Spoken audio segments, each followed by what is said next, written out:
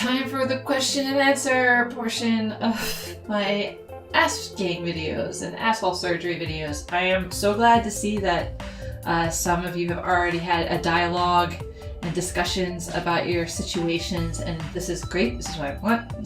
Should be a safe place where you can talk about your assholes and what's going on. I am going to, hey Hoggle, you can come in. I am now going to add my 2 cents of my situation and my experience into the fray as such. So let's get started.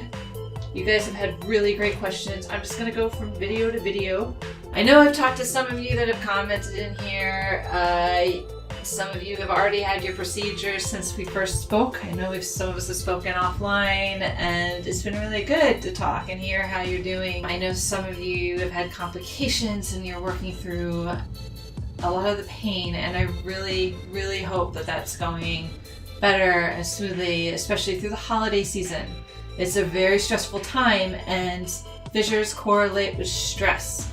We hold a lot of stress in our assholes, and it adds to the whole idea of being a highly strung person and being pretty anxious, which leads to a lot of that high tonality of the sphincter muscle. We are tight asses. That means we have anxiety, and stress can trigger a lot with fissures. So finding some way to de-stress during the holiday season is absolutely vital.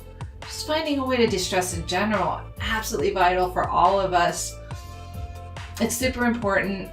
And I know it's so hard to do. It's so easy to say because go meditate, go for a run, find something that you love to do. But when you're in pain or you're depressed because you're in so much pain, it's hard to find joy in a lot of things.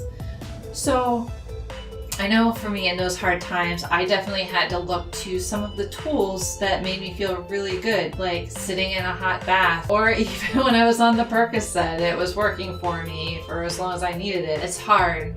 But it's definitely one thing that helps the whole situation is to find ways to relax, whatever that may be. Not very helpful, I know, because how do you get yourself to relax when that's just, when you're a tight ass? I don't know. I'm working on it myself.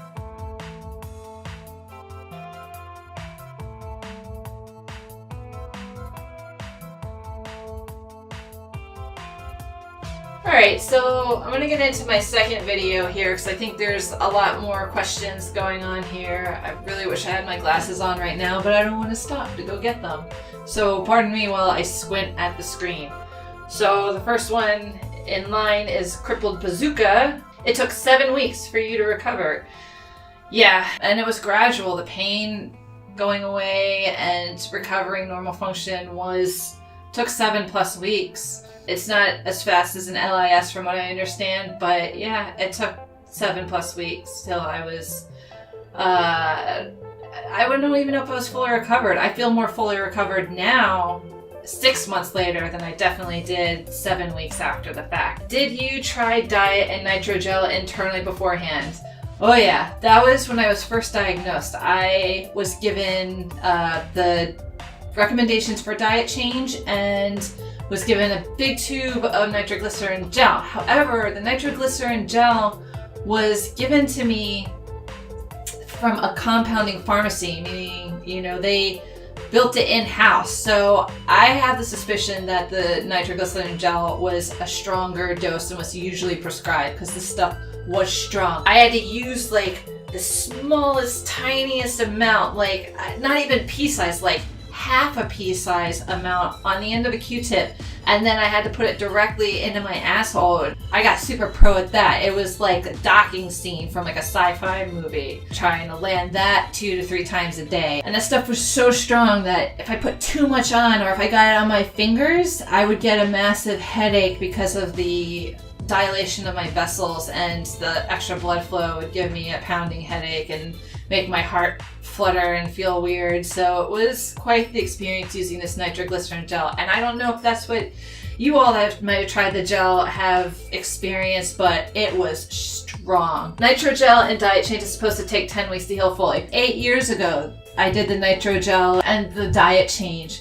I discovered my body hated processed sugar and it loved high fiber, and it did help. but I couldn't say that it fully healed, or else I wouldn't have been in the position I was in now. So it didn't fully heal. My asshole was already pretty deformed then, but it got worse over the course of the 8 years. The 10 weeks, it did help. I did eventually level out where I had normal living again. I wasn't having the stinging pain constantly, but it didn't heal the giant fissure. So I think they already suspected I was a surgical candidate back then, but they weren't recommending it because the LIS for a childbearing yeared adult woman, it wasn't recommended. It was a month ago, Crippled Bazooka. You said that you're on week 5 now and you still can't stand more than 2 minutes without pain. I hope that's changed at this point and that you've healed more since that time. I hope you're much better now. Feel free to comment, let me know, please. Jay Cardoso, you ask, when did I stop having spasm and pain? I had severe pain after, during the first 2 weeks. The pain was so bad that once I had my bowel movement for the day, that was it. I was done. I had to rest almost the entire half day just to recover from the bowel movement. And that was what I did for about 2 weeks.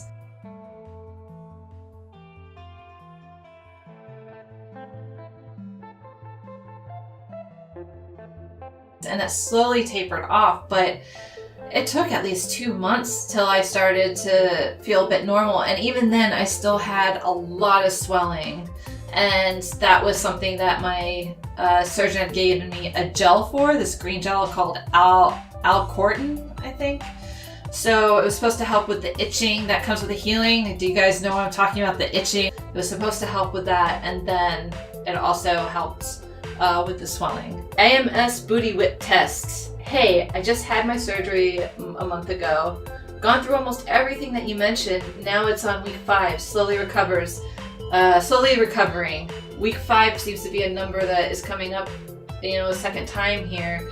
I scheduled a recheck with my surgeon yesterday. She put a scope inside my anus, but it felt like a re-tear. Oh, that's great. The pain and small amount of blood is back today. I felt so depressed. So how long did you feel no pain and blood and bowel movement and start to feel normal again after surgery? So again, I think I answered that before. I'll tell you though, to answer the no pain and blood and bowel movement, it's 6 months out for me and I still have very slight pain because I do still slightly tear because I'm still a tight ass. I still am high strung. So I do have a little bit of pain and a little bit of blood. And speaking with my surgeon about that, what I was told is that fissures are a natural part of living and life, and that they would be concerned is if the pain lasted more than a day. But to be honest, the pain doesn't make my body guard. I don't tense up from the pain. It just can tell it's a little bit of pain. And occasionally there's just tiniest bit of blood on the toilet paper. If it goes on beyond a day and the blood is recurring, then they would recommend me coming back in to just get it checked out to make sure that the chronic fissure is healed all right and not reopened. But I've not had that since, and I feel pretty normal, and I'm not afraid of bowel movements, and my days are not planned around my bowel movements. My showers are.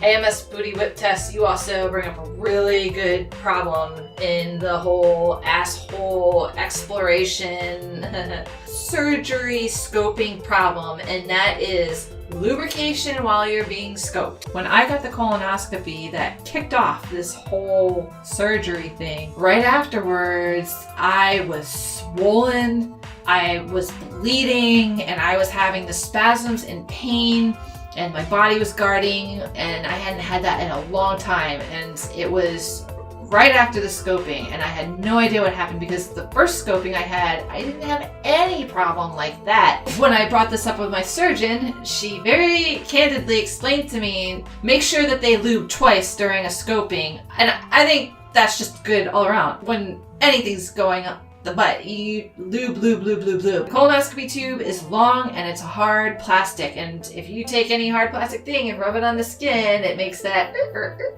it's a lot of friction. It is going to be painful, and if you don't have the lube, it is going to hurt, and it's going to do some kind of damage. It did to me, so I am not surprised that you felt retorn. I would be depressed too after going through that, especially post-surgery. I can't believe that someone put a scope post-surgery. Even like if I were 5 weeks out and someone scoped me, I'm so sorry that happened to you. That sounds awful and painful, and I hope that doesn't happen to you again with any of your revisits, or if you have a revisit or recheck. And hopefully it won't. Hopefully you're in the clear at this point.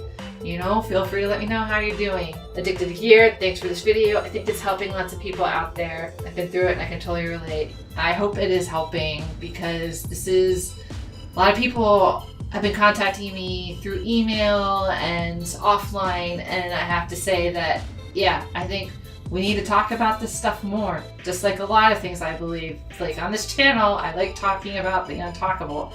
And poop and assholes is kind of one of those things. So I'm glad you guys are opening up and talking to me about this. This is important. Our asshole health is, I'm learning, very linked to our emotional health, and it's an incredibly sensitive area, much like our emotional selves. So we got to talk about it, because bad things can happen if we don't, and things can sneak up on us when we don't want them to, much like our emotional lives can sneak up on us as well.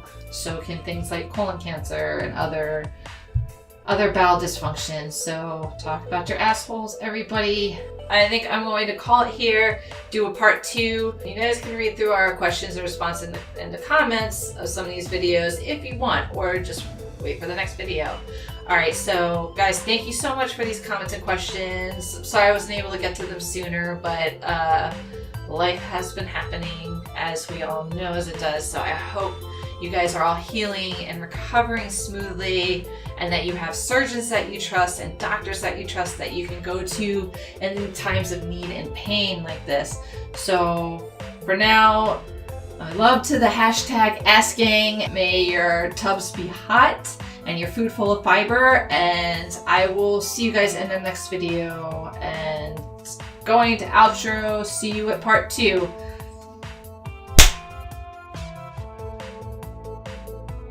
Lube, lube, lube, lube, lube.